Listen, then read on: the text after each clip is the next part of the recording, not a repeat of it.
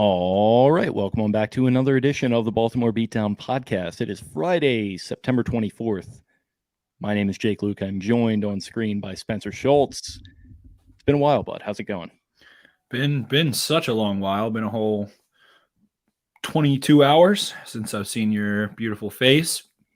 We popped out a little midweeky double recap episode, and we might be doing some more of those, especially if there's some of the bigger games. I'm sure Pittsburgh, Cleveland will probably definitely do those and go back and put them under the microscope. Bigger games. Maybe we won't be doing that for this one. Hopefully, we won't have to be doing that for this one, but we're going to preview these Detroit Rock City Loins and look at what's going on. There's been a pretty annoying day overall on the interweb, on the Twitter sphere. So we'll get. You were pretty jacked up. I was pretty jacked up. The stuff about, I mean, number one, there's this lingering thing that the Ravens shouldn't pay Lamar, which it's just the most ironic thing, because you imagine the dude's going to get, if he was a free agent going into this offseason, if the Ravens declined his, let's just say in a random scenario for the sake of this conversation, they declined his option. Let's say they decided to draft Justin Fields. They did They're going to let him graduate like Bucky Brooks wanted to do. Oh yeah. And Lamar goes into this offseason as a free agent. The man's going to get $150 million plus guaranteed, probably over at least a 4-year deal.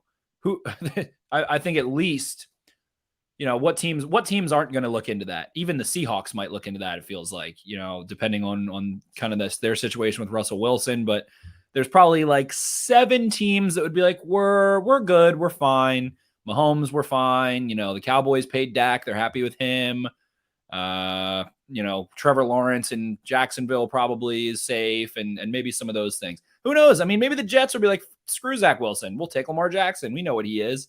You never know. So I would say at least 25 teams would be willing to step into the ring and pay him double whatever that unnamed goblin said about, pay him what they paid Marlon Humphrey and Ronnie Stanley. What are you talking about? What are you talking about? So that started it off hot, and that was annoying. Number one. Yeah, that to me is like, and I was right there with you. That really annoyed me.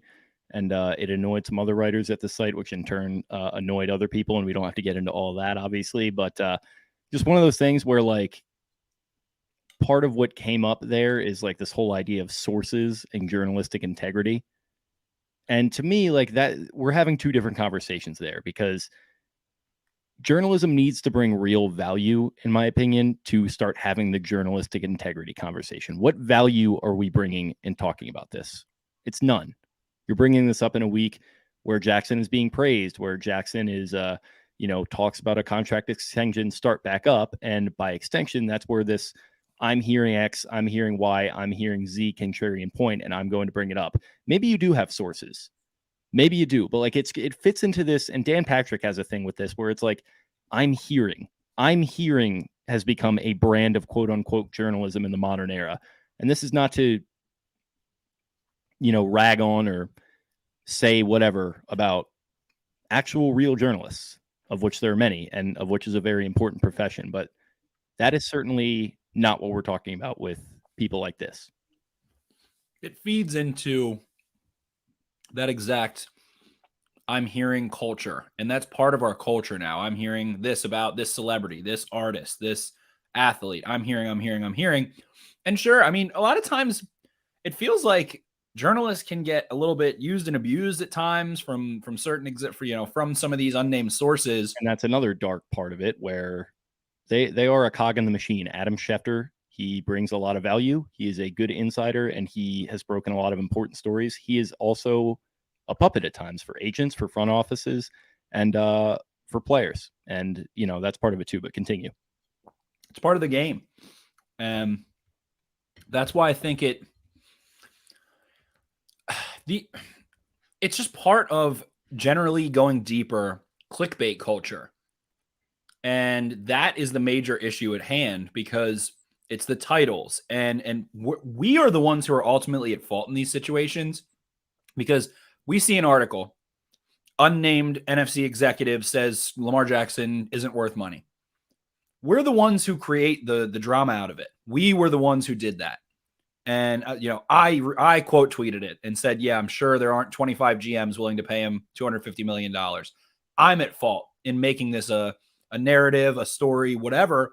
So we, the consumer, we, the audience, are just as much at blame in this. And it's the result of advertising based writing and titling that feeds into these clickbait narratives. And that's just the way it is today. That's the society we live in. That's the business model. That's capitalistic journalism in the United States of America and in many other countries around the world right now. Florio is the king, the absolute king of taking one. He'll take 5 words out of a sentence, out of a 30-second paragraph of a quote, and label his article, and it'll be completely out of context, and then we all flip out. So we're the ones to blame. And he's also one of the guys that is as quick as anyone to get up on Mount Pius and accuse other people's journalistic practices. Exactly. He's a hypocrite. It's a circle jerk. Like it's a complete circle jerk. Spot on. So we're at fault. We are the ones who have to do better and just dismiss it and roll on through. And I peddled it. I commented on it. We're talking about it now. So that's the conclusion. That's the resolution. Is that if we don't like this stuff, then we got to stop talking about it and stop reading it. And I think that's the solution to a lot of problems. Yeah, I think not to pat myself on the back or anything, but I think I largely have done a good job of that. There was probably a time, maybe a year or two ago, when I would have jumped straight into this thing. But I don't know. I think it is just kind of getting to a point. And occasionally, the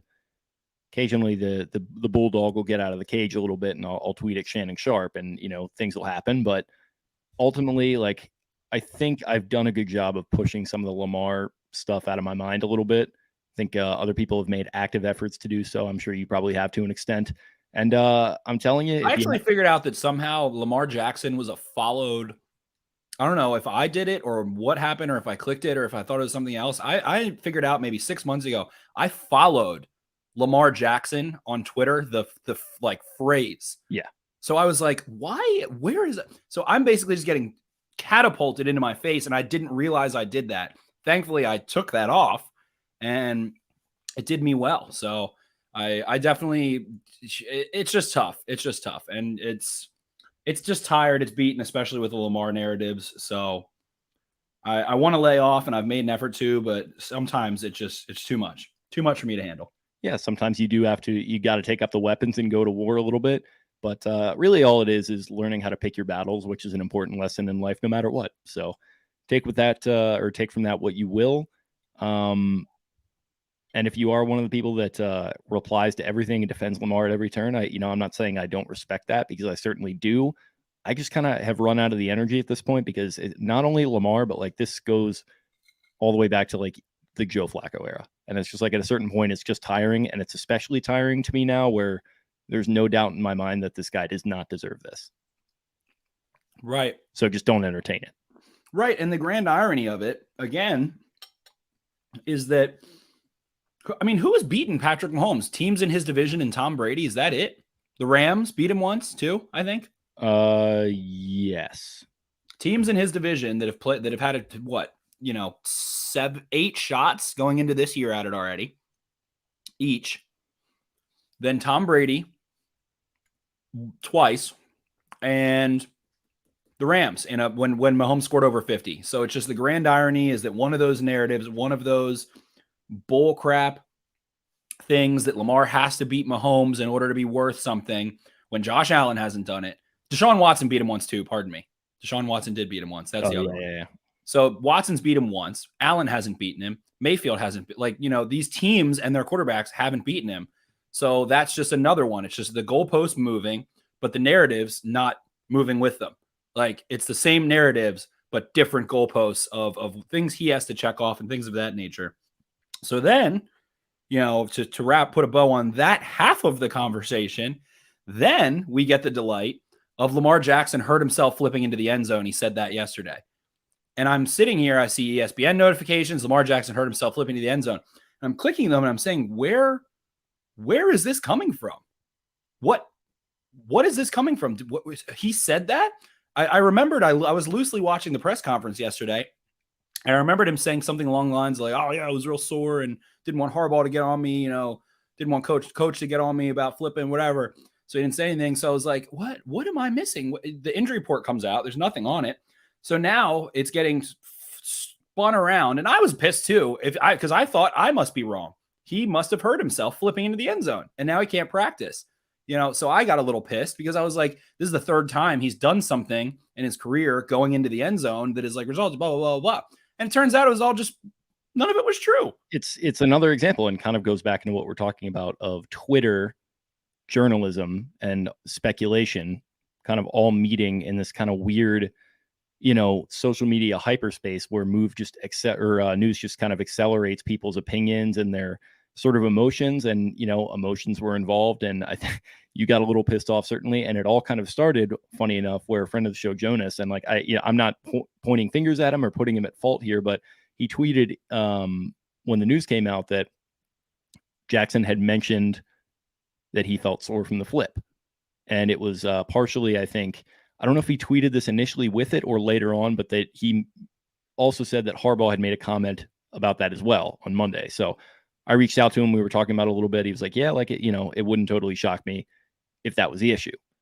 But that's just Jonas speculating. That's not Jonas like going on record and saying like, all right, here's something that's going on. So I think a lot of people started to take it like that, to the point where, again, full circle, bring it back to our boy Shefty is literally tweeting about it. And that's going out to millions of people who are seeing it. And then from there, within minutes, everyone's tweeting, oh, Lamar Jackson, idiot, flipped into the end zone, hurt his hip. There we are. What a showboat. What an idiot. He's the quarterback, blah, blah, blah. And it just goes on and carries on and on and on and on. And again, it's like two birds at the same time, of the stone being this exact conversation that we're having about the kind of culture that we have with it. And it, again, is just the week that he checked a box off that everybody's been asking him to check off, beating the Chiefs. He checks that off. A couple of days later, it's like, that didn't even happen. He's not worth this money. Someone said that. And he's an idiot flipping into the end zone. So, and it's like all out of thin air, basically. It's all speculative. It's all subjective. And that part of it, I was just like, good Lord, I don't know how that came to be and how it spun so quickly into something. And ultimately, I'm just glad he's not. I'm glad he didn't mess his hip up flipping into the end zone. He's got the poopies or the pukies or whatever. He doesn't feel good and whatever else. So he's supposed to be fine and can go play against the Detroit Rock City Lions this weekend. Yeah, and I mean, we've seen him have stomach issues before in the middle of a game, potentially. And we saw what happened. He seems to get sick in general. I think he got sick his rookie year before the Bengals game. Mm-hmm. And that was a whole thing. Is he going to be able to play? Is Flacco going to have to play? What's going to happen? And I don't even, who was the other quarterback? RG3? Yes, that in 18. Is RG3 going to have to play? Yada, yada, yada, yada, yada. So I think Lamar's got a little, I think his tummy's not so tough. Everything, his Achilles is his tummy. He's got a bitch ass tum tum, is what you're saying? He might have a little bit of a bitch ass tum tum. Damn. That's his Achilles heel, is his tum tum.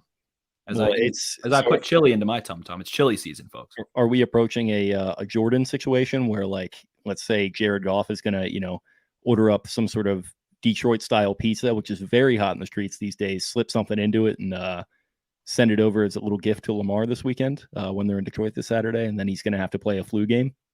He's gonna have to play a shrimp Alfredo game. Shout out to Michael Scott. Yeah, so I guess, does that get us into the game then, do you think? Have we said enough on this, what shouldn't have been a controversial week, but again, a controversial week in the life of a quarterback who, the more success he has, somehow the more polarizing he continues to become?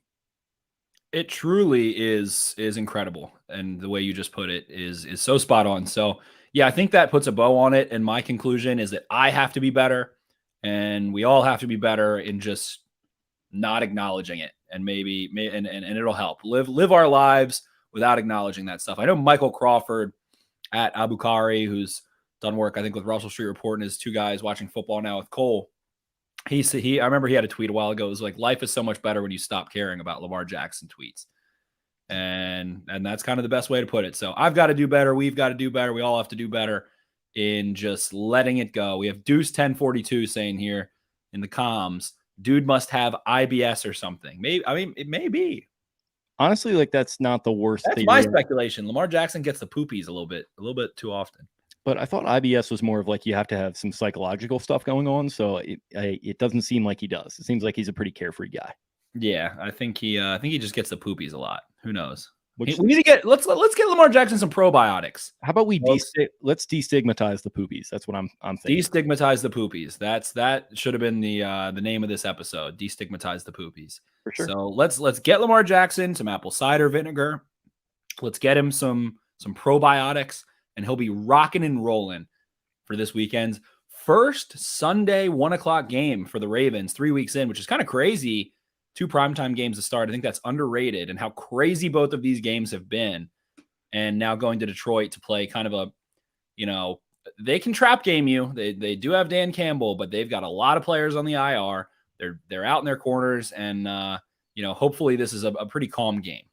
Yeah, hopefully. So I guess we can jump into it a little bit. So here you go. Not sure how much we can all see that, but I like to pull up the PFF lineups to kind of just get a look at where a team's strength as far as their metrics sort of look. So what are we seeing off the bat here? Because it's not looking great for the Lions as far as what I see. Yeah, they don't use a lot of play action, and that I think definitely is never a good idea. I think we've seen Tom Brady struggle when you don't use enough play action. We saw him struggle last year on the Bucs. And it's unfortunate. I do believe Taylor Decker is still on the IR, if I'm not mistaken. So we got Penny Sewell at left tackle. And the Lions came into the season with a really kick-ass line in kind of the works. I like Jonah Jackson a lot last year coming out of Ohio State. That was a guy I talked about on this podcast quite a bit. He's playing guard there. They have maybe the best center in the NFL in Frank Ragnow. And I believe that he's just an outstanding zone blocker who can do some things in the power game and do some things in some big boy ball. But I really like Frank Ragnow and his ability to work. And then, talking about this offense, I mean, it's Jared Goff at quarterback, and then the star players on the outside are going to be DeAndre Swift, TJ Hawkinson, who's a really well-rounded tight end, Monroe St. Brown we've talked about, and they're going to be without Tyrell Williams. They do have Quintez Cephas, who has played about 80 snaps there. Most of those come in as pass snaps. So I guess I'll say it's an anemic offense, especially they don't have Decker and they're without Williams. They're missing a lot of players. They've been banged up a little bit. They also have Jamal Williams. So this offense is a little plain. It's a little plain Jane, little standard drop back game. They run, a good share of zone concept. So this offense can score a couple points. I think they're a average functioning offense. I don't think they're a terrible offense by any stretch of the imagination. Yeah, that makes sense to me. Especially just going off of what I feel like I've watched in the first couple weeks with them. I mean, they kept it close with San Francisco. Nobody was really expecting them to do that. So I got to give them props. It looks like they're 22nd overall in DVOA. They come in at, 25th in as far as passing offense. It has them 4th in rushing offense. Fourth in rushing offense. That makes sense. They have a good line. They've got some road graders up front. Talked about a couple of those guys. Let's see.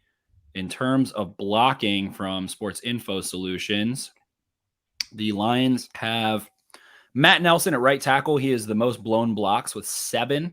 And let me see. 6 of those came on pass plays. So, wow. Okay. So the Lions have only run the ball, I believe, 38 total times, if I'm not mistaken. And they've had 3 blown blocks and 1 hold on those 38 plays. They've had 102 dropbacks and have 18 blown blocks. So they're blowing a block at about an 18% clip on that offensive line versus about an 8%, 7.5% clip in the run game. So it definitely seems like they've been able to they've been able to move people in the run game a little bit better. I haven't, full disclosure, been able to watch a ton of actual film of them yet. I've been pretty busy. This was a big week for the Ravens and Chiefs, and this game isn't exactly like a blockbuster, but I will get into it on Twitter and some articles and things later. They go into 11, or have, at least in the first 2 games, 69% of the time. Nice. So, yeah, exactly. Very nice. So it does seem like they're kind of trying to set up to be that power team, let Jared Goff be that play action pocket passing quarterback that I think a lot of people envisioned him to be, which he kind of really was with the Rams for at least the 2 successful years that he had with McVay, when he would just drop back, have all kinds of time to throw, and then find one of these weapons wide open that he was working with. The cupboard is pretty bare there. You talked about Quintez Cephas kind of being his top wide receiving option. TJ Hawkinson's a very good tight end, as we know. So is he kind of the top option that you're thinking the Ravens are going to have to worry about? Because looking at last week, I still have the image of Byron Pringle and Travis Kelce just running through this defense. And I have the image in my head of Malik Harrison and Patrick Queen having some difficulties. So is that kind of the matchup for Hawkinson? It's one of these guys. And I don't know, do you try to double him? What are you thinking with this guy? I think the Ravens might be a little funky in terms of blitzing heavily. And I don't think they're going to go ask Patrick Queen to go, mark TJ Hawkinson in man coverage. A guy's 5 inches taller, just as, relatively close to the same athleticism. So I'm thinking Chuck Clark's probably going to be on him, probably put some corners on him, some different things in those. The Lions have dropped back 102 times. Goff throwing 5 touchdowns, 2 picks, 1 in each game. And let's see, play action. They have run play action on, out of 103 dropbacks, only 15 of those. So a pretty low rate of play action. On those, Goff is 12 of 13 for 97 yards. So he hasn't exactly been crushing defenses when they've used play action. I think that they have had one gain. They've had 2 throws of 20 yards off of play action, and only 4 total of those have gone for at least 10 yards. So not getting a ton of production when they do use play action in that pass game. I will say I think DeAndre Swift and Jamal Williams both are really strong pass-catching running backs that can do some different things and be versatile, be very useful in different settings in the pass game from different alignments. So I think those two are definitely ones to watch. And then I like Amon-Ra St. Brown. I think he's a nice little chain mover at this point in time. And Cephas is still trying to develop himself. He's never been a big separator, but he's definitely a big contested catch guy. So, I'd say on this offense, it's pretty much the backs and Hawkinson, and that's what you got to worry about. Yeah, and it looks like it. Goff looks like 101 passer rating out of 11, and then the next closest is a 90 passer rating out of 12, and then nothing even really comes close. So that's a full 10 points in passer rating higher when you have that kind of heavier grouping out on the field. So interested to see how that's going to work. And like, just for the eye test, like I haven't had the chance to watch a ton of film either. Kind of all I've really seen out of Goff that I've liked is that he still has a little bit of that trademark accuracy, but there's just not enough time. He's not mobile enough. And I think he's going to struggle against a Ravens defensive front that has, if nothing else, shown itself to be really, really athletic and really tenacious. Yeah, I think that the Ravens are definitely going to be able to get pressure. I think they'll use a good bit of 5-man blitzes in this one to get 5 1-on-1s and see if they can do some real damage, especially if, the offense is churning. They don't run any RPOs, really, only one. So far, the Lions have run 1 RPO. So they basically are just a drop back passing team. They have a really high pass split. They have trailed in both of those games. So they did have to throw the ball a little bit more than they want to. They ran 1 RPO, and it actually went for a touchdown from 2 yards out to Quintez Cephas.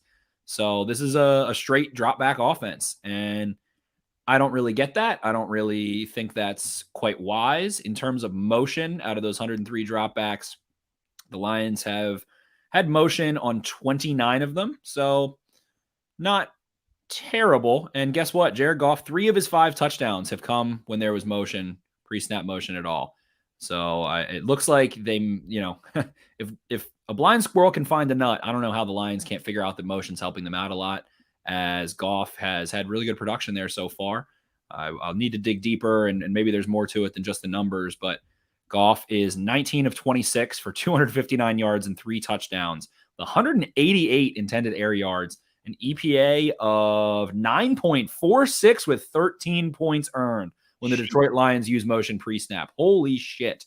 That is really high on 26 attempts. So, I mean, maybe part of it is the fact that they use it so infrequently that it's a little surprising and you're not quite sure what they're going to do as a defense.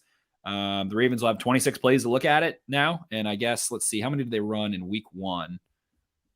Yeah, they only ran a few against the 49ers. It looks like there were 9 of those 26 came against the 49ers. So the lion's share of that was last week. So Ravens have a little better idea. But I would expect the Lions to try to use some wrinkles off of that. That's what I would do, at least if I were them in this situation. See if you can't get some motion, incorporate some RPOs, and do something. It feels like they're not going to use the play action passing game. I don't think maybe Jared Goff loves play action passing. I don't know what other reason there is, because it is so efficient. But yeah, so I just don't see a ton that you're really threatened by aside from that. Yeah, pretty much. And it's not looking great. In fact, it's looking much worse on the defensive side of the ball, where they're ranked 32nd overall in DVOA. They are 32nd against the pass. They are 29th against the run. Sheesh. This defense is a little nameless and faceless to me, to be kind. Yeah, they've definitely had some injuries. It's rumored right now. Well, it's not. I don't think it's rumored. I think they're just trying to get rid of Jamie Collins right now. They're without Jeff Okudah, their top pick from last year, who did struggle last year. He's let up 2 completions this year for 86 yards and a touchdown. I think he played week 1. They drafted Fedo Melifonwu, who put on a dazzling show at the Senior Bowl, a guy that I liked a lot. He's allowed 1 catch on 3 targets for 19 coverage snaps. He is also out now. So they are in bad shape in terms of injuries. They have a lot of guys banged up on offense. Trey Flowers, probably one of the top names there on that defense. Trey Flowers is a big name free agent, came over in from the Patriots, and was relatively productive in Patricia's system. He isn't giving them what they paid for, or didn't give them what they paid for, but I don't think Matt Patricia gave them what they paid for, so that might have a little bit more to do with it. But Trey Flowers is probably the showstopper there. And then we get to see Alim the Dream, guy that you guys might remember, people who listen through the draft coverage this offseason. Alim Mcneil, or as I like to call him, Godzilla. He is a madman, and we've already seen some flashes of it a little bit in his ability to take on some double teams. At NC State, he was unbelievable in terms of being a fire hydrant that had quickness to go make plays between the tackle box and was able to actually generate some pressure. So I'm excited to see a couple snaps of Alim Mcneil and go back and watch that relative to what I know about the Ravens offense. And then they've also got Michael Brockers up front. Ravens former future Raven. Yep. Former future Raven. And then they've got Amani Aruye, the corner out of Penn State. Is that how you say that? Aruye, I think so. And then they've got the Aquara brothers, Julian, and the other one's name is escaping. Romeo Aquara. Yeah, Romeo Aquara was a pretty dynamic pass rusher last year. In terms of sacks, no player has more than 1 so far. It's only been 2 games.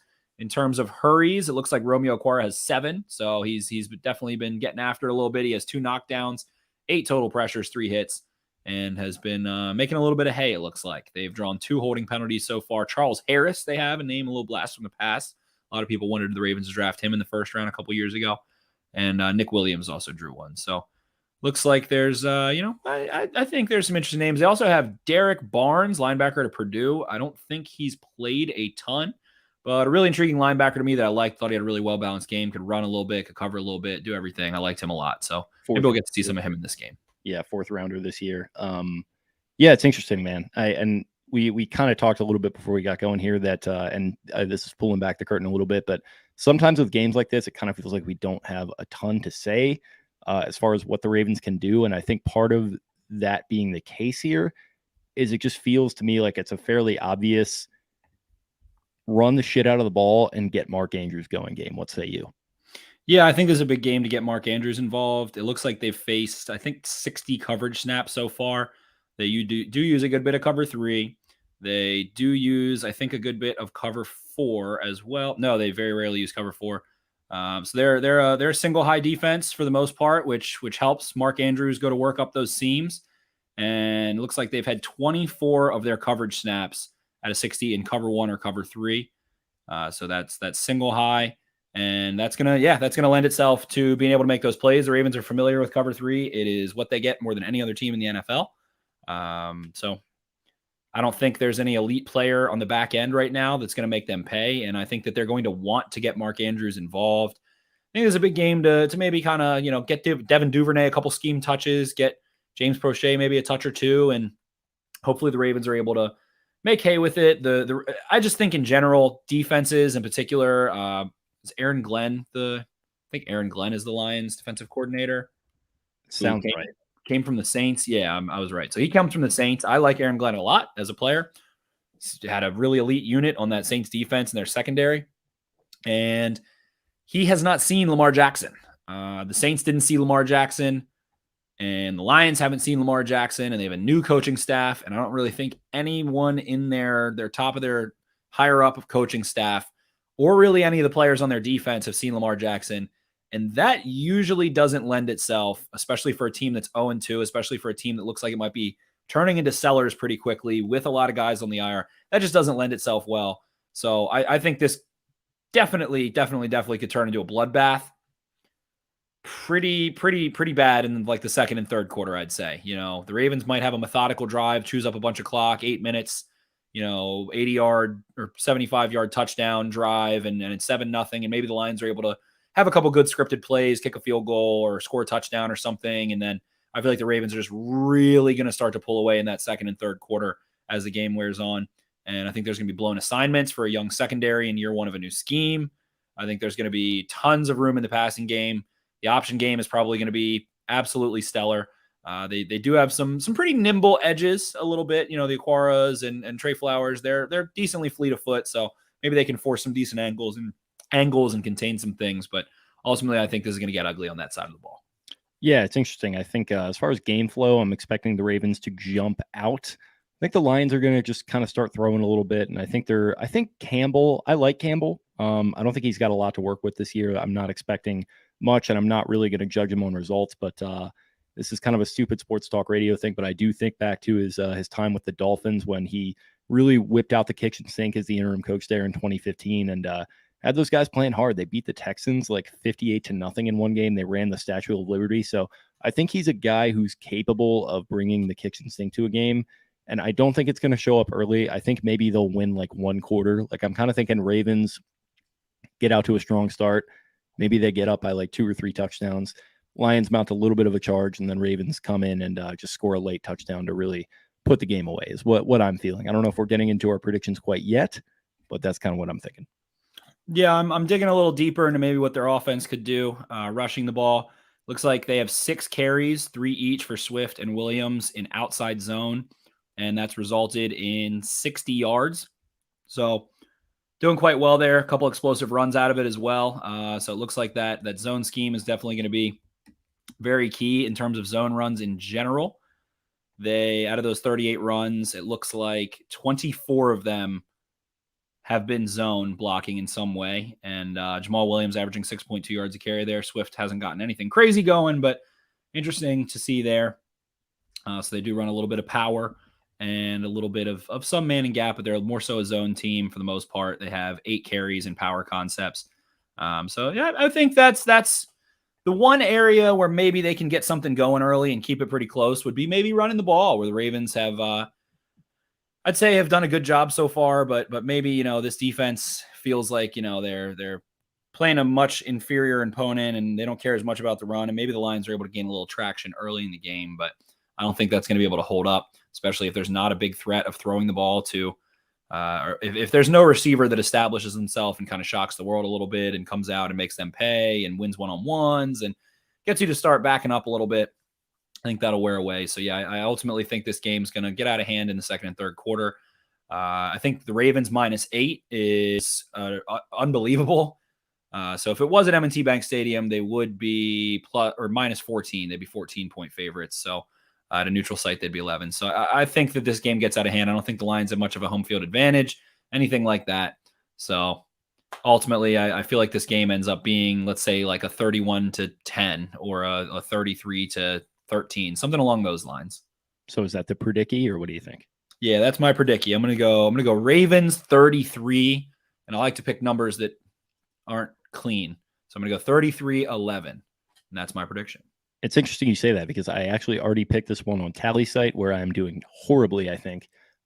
So hopefully I get it turned around this week. But I think I picked this Ravens 33, Lions 23.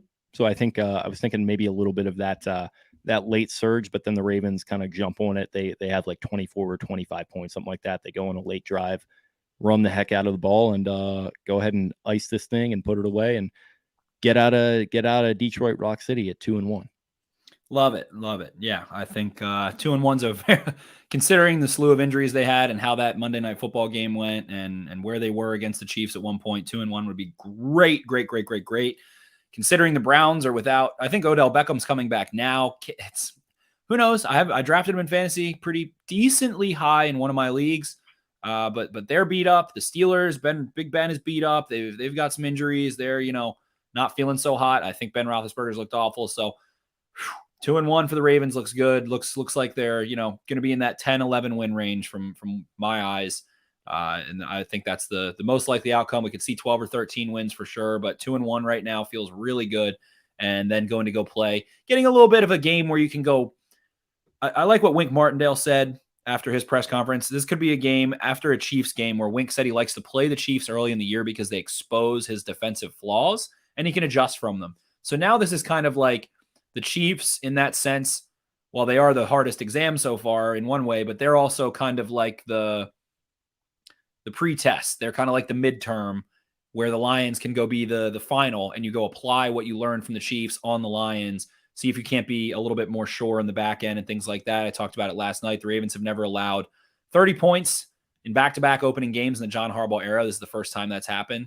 So I think they're going to definitely have a little bit of a chip on their shoulder to go really dominate this offense. Definitely. So jump into our mailbag questions, do you think? Yeah, let's do it. Let's do the mailbag and get on out of here. We gave you guys some good content yesterday, so we won't keep it running too long. Without further ado, hopping into the Instagram. Alex the OK. Does Josh Bynes get activated to help with linebacker coverage? I would say no. I don't think he's going to be the answer physically. Mentally, he's helping on the sideline and he's helping in the film room and in the classroom. So I don't think we're going to see him activated for. By the way, I hate to call Josh out like this, but I thought he was no less than 53 years old in that video that Ted Nguyen posted. Mega tough scene. Tough scene. Prediction by Aiden 2, 34-17 Ravens. All right. Michael Murr 12. How can the Ravens use Bell if they do make him active? I don't know. I don't think he fits the persona of the run game, which is an aggressive, decisive run game that doesn't have a lot of patience required. They run a lot of man gap, which you can set up a little bit, but you're going to hit the same hole most of the time as opposed to zone. I don't know. I would like to see Nate McCrary re-signed to the practice squad at least. I would probably rather prefer him to Le'Veon Bell right now, and Nate McCrary dropped by the Broncos. So I think that would be a nice solution there. Yeah, maybe just pass blocking. And we've talked about the issues with and we've talked about the issues with screens. I feel like he can still run those effectively, and those do actually require some patience, kind of no matter what the offense you're talking about. So sure. Yeah, so maybe if you want to do a little bit of that, but I'm not sure that's a thing where it's like, okay, well, let's elevate Le'Veon Bell just for that. You know what I mean? Yeah, it would be injury. If Freeman can't go or Murray or one of those other guys, Williams, I guess, is the only other guy. So one of those guys gets hurt, that would be the reason why. I don't think we're going to see him surpass Devontae Freeman. And this could low-key be like a Devontae Freeman game, I feel like. I think they might want to keep touches low on Tyson Williams in this game, give him a couple reps to, keep learning, keep progressing. But I feel like this is going to be a Murray and Freeman game. Yeah, Freeman, he's still got juice. We saw it on that one play. I mean, it's not going to be there consistently throughout the entire game, but a play here, a play there, and just one cut, hit the hole, and he fits this offense a lot more than Le'Veon Bell does. And it is kind of a good opportunity to keep Tyson Williams fresh and not expose him and, increase his margin for error and hurt his confidence. So I like that. Yeah, and it feels like they like Freeman in the option runs. So, Murray hasn't really gotten those. I don't think that really fits him necessarily. So if you want to lay off Williams, then the option runs are going to go to Freeman. So I think that's definitely a tendency. It's only been one game of Freeman, but I think that's a little bit of a tendency I would assume is that if Freeman's in the game, I'm going to bet it's probably an option concept. Whereas with Murray, I don't think you're going to see as many of those. And then Williams is the Goldilocks there. So moving on, dedicated TB3. Do you think the D-line will step up with Owe? And Harder Swami also said Odafe Owe gets 2 sacks this game. Yeah, Owe has been really, really solid. I think that he's obviously so athletic and so explosive, but I think that he's been calm and smart. And I just can't say enough about how much I think it helps having Justin Houston and Calais Campbell in Baltimore with him. And it looks so much better than it did at Penn State from that perspective as a IQ pass rusher and understanding hand placement and understanding leverage and angles and things like that much more consistently versus where he was an outstanding run defender at Penn State and he's been an outstanding run defender so far for the Ravens. So 2 sacks, I could definitely see at least 1 sack. So I think that's not a crazy deal. And do I think the D-line will step up with OA? Yeah, I think they already have it a little bit. They're athletic, man. This is the most athletic and fast, aggressive kind of front in terms of speed that the Ravens have had maybe ever with Bowser and OA and Houston, as well as Dalen Hayes, who's been hurt. I don't know what his injury is, but I'd like to see him come back. Maybe he's able to play in this game. He's been limited. Maybe they give him another week and don't really have a reason for him to be on the squad right now, but that'd be someone to watch out for if this game gets out of hand and he is active. Yeah, and I love the shout out that Wink Martindale in his presser today gave to Ozzie Newsome for putting Odafe Oweh on the Ravens' radar. It feels like an Ozzie type player, a guy who there's maybe a little bit of doubt about, but big school, kind of good characters, not high production guy, which Ozzie did seem to like, but a guy who just seems like he was going to step in and just do everything he needed to do from the neck up. He's done that so far, and he's also done it from the neck down as well as a player. So I'm confident that he's going to produce again this week. And I'm at a point where you want to match him one-on-one with Penei Sewell, who's played well, and then put Houston over top of Matt Nelson and send blitzers that way to kind of have Houston just sort of wear Nelson down and then maybe get a free rusher in there behind him. I'm confident that Oweh could handle Sewell. Yeah, Sewell's interesting. His feet are outstanding. I think he's still got some work to do with his hands from what I saw. And just, I haven't watched enough tape yet to be fully confident. But yeah, so we'll see how it plays out. Moving on, best concessions at the bank. Going to the Browns game in November, IMJ Richter asked. There is a Shake Shack. I have not been there. What's in there now is Jimmy's Famous Seafood, right? Jimmy's is in there. I haven't been there yet either, but there's like some good on the lower level. There's like nooks where there's like seafood offered and some cool things.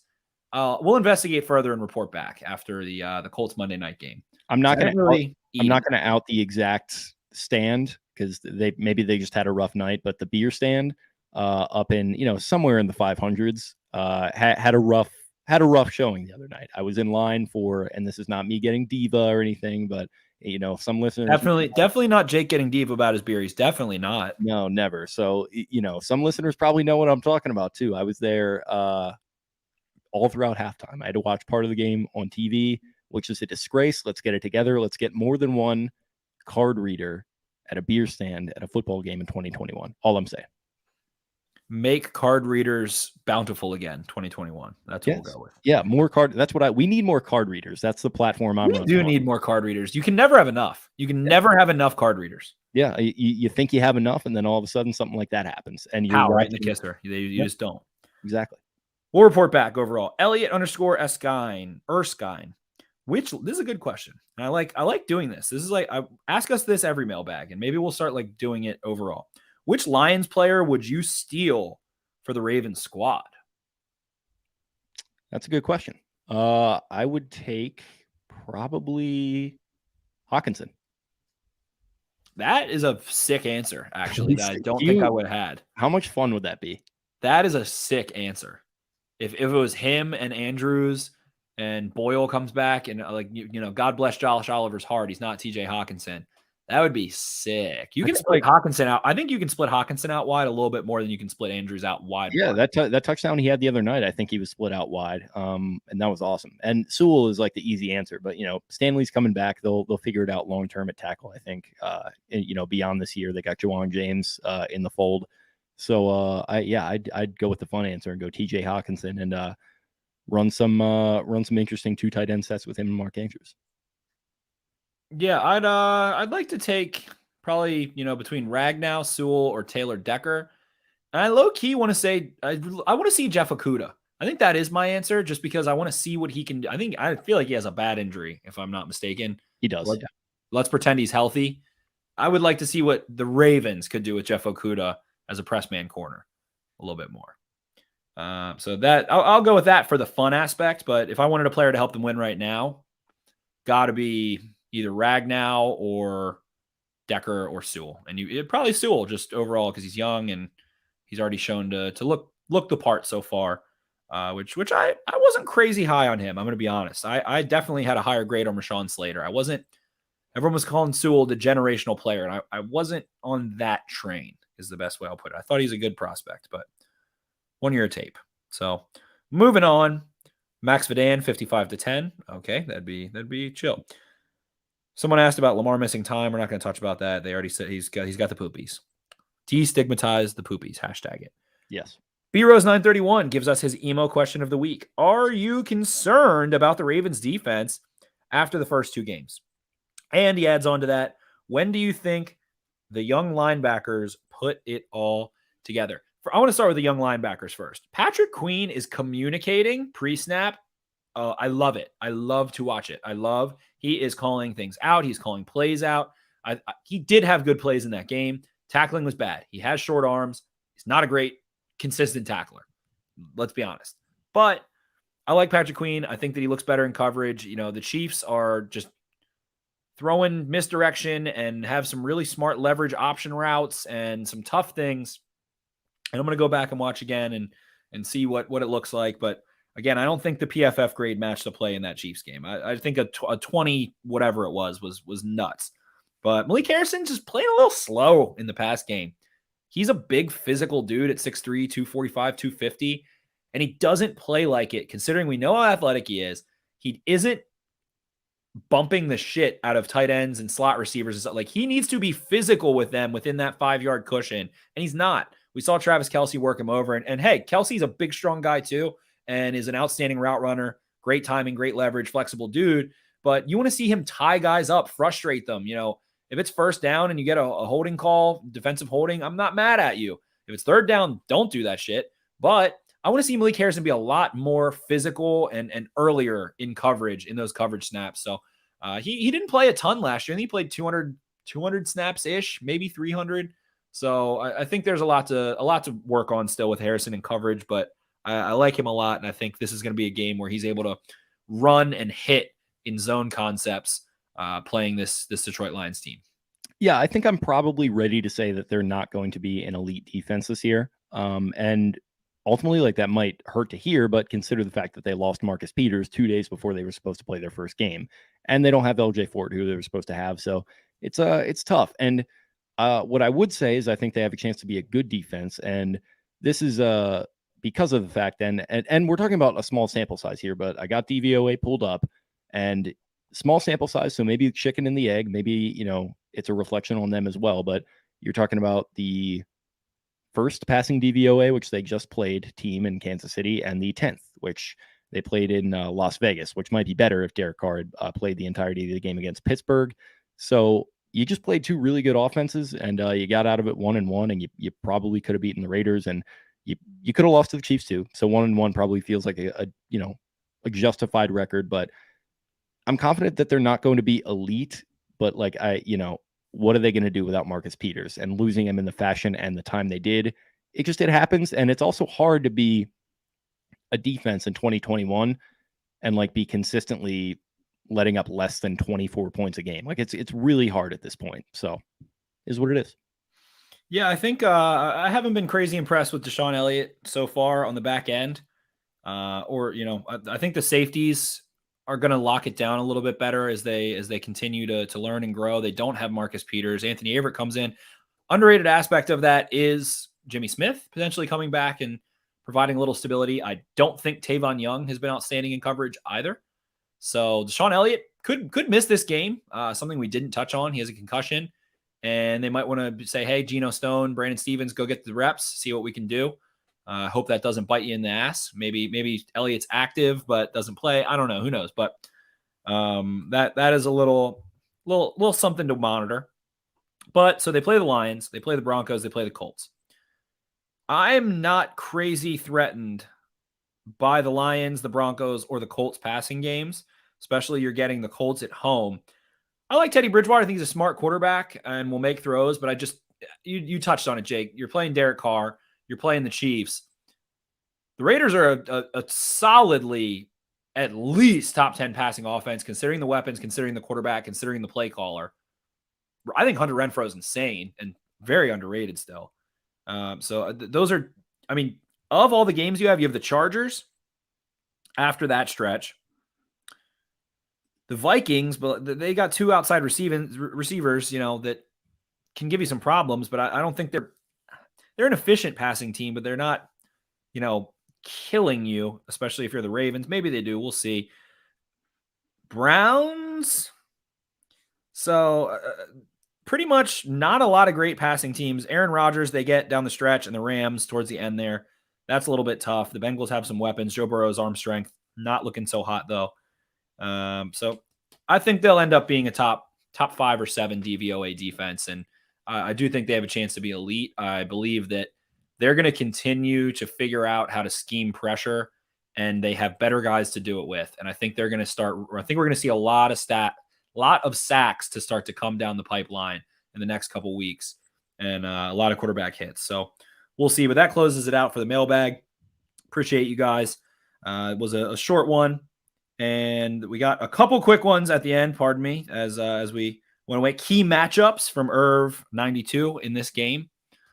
Let's go marking TJ Hawkinson, the Lions offensive line against the Ravens defensive line, specifically, let's say Frank Ragnow and Jonah Jackson against the Ravens interior defensive line, Campbell Williams, Matabike. I need to say Matabike. Him and McCary Matabike. That's the right pronunciation. So those two. And let's say, how are they going to cover Mark Andrews and Hollywood Brown? That's the matchup for me.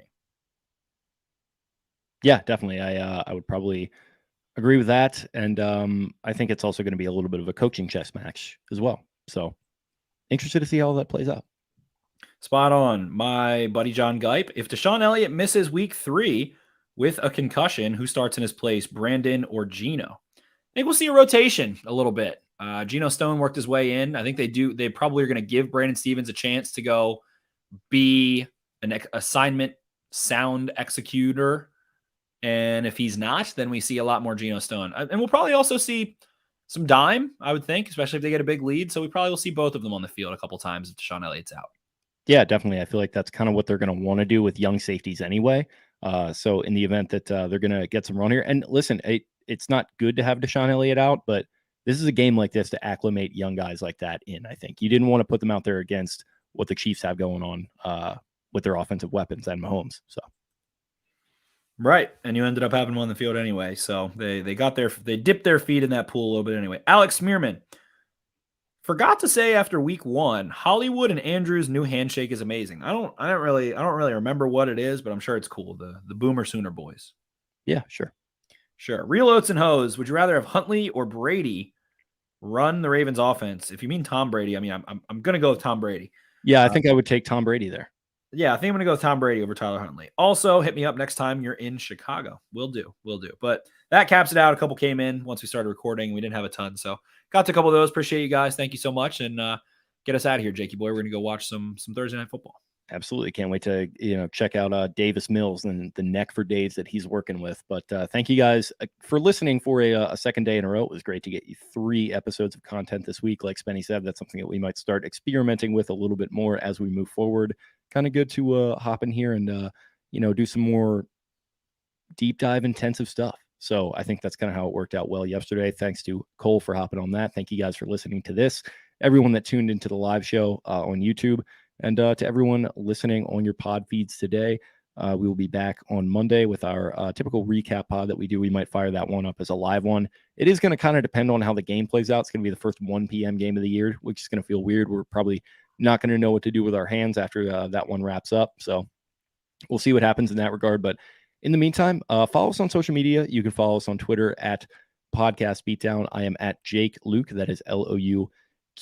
And you can also follow Spencer at Ravens for Dummies. That is the number 4 in the middle. And alternatively, you can follow us on Instagram at Baltimore_beatdown_podcast. And I also wanted to call attention to something else before we get out of here. So we have jumped into the merch game a little bit.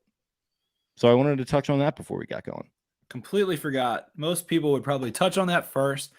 We are live, ladies and germs. We do have merch out there. You can find it at podcastbeatdownmerch.com. Again, that's podcastbeatdownmerch.com. We got a couple t-shirts on there. We will continue to grow, continue to add to the collection. We got a couple shirts we're throwing in. We got 4 right now. One of them offered in 2 colors. So, or I guess 2 of them are in 2 colors and one in all black. We've got a Go For It t-shirt, a Baltimore Beatdown Brew Crew t-shirt, and then kind of like a funky podcast t-shirt that have a cool logo and some fun fonts on them. So you can find those again at podcastbeatdownmerch.com. Place an order. They're running $25 just about. So go on there, order a shirt, support the pod, get out and about, wear it to listen to the pod, wear it to games, wear it to the bar, whatever you want. They're kind of cool shirts. I like them a good bit, and we'll keep adding, but we appreciate you guys listening. We love our listeners, and we'll be running some contests for some free merch coming up shortly. But if you're a longtime listener, we would love to have you rocking a Baltimore Beatdown podcast shirt. Again, that is podcastbeatdownmerch.com. Love you guys. Yeah, we certainly do. And just like our approach with the show of making a show that we personally would want to listen to, we made a collection of shirts for our first sort of drop here that we would want to wear. So we hope that you guys like our taste. We hope that you share our taste and that you will buy something and support the pod here as we get going and jump into the merch game. Just, check us out. We're a small shop. It's Small Biz September. So jump in there, support the boys, support the pod. And thanks for supporting the pod in the way that you do already. And maybe we'll get a little bit of a giveaway situation going. Maybe we'll do another iTunes review contest coming up or something like that, or something of that nature to give one of these things away and get the ball rolling with it. So thank you guys for tuning in. We will talk to you again later or early next week, I should say. And until next time. See ya. Arrivederci.